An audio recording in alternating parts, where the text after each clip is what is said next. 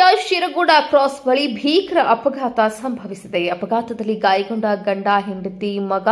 ಅಪಘಾತವನ್ನ ನೋಡಿ ಕಾರು ನಿಲ್ಲಿಸಿದ ಶಾಸಕ ಶ್ರೀನಿವಾಸ್ ಮಾನೆ. ಅಪಘಾತಕ್ಕೆ ಒಳಗಾದ ಗಾಯಾಳುಗಳನ್ನು ಆಸ್ಪತ್ರೆಗೆ ಸಾಗಿಸಿದ ಹಾನಗಲ್ ಶಾಸಕ ಶ್ರೀನಿವಾಸ್ ಮಾನೆ.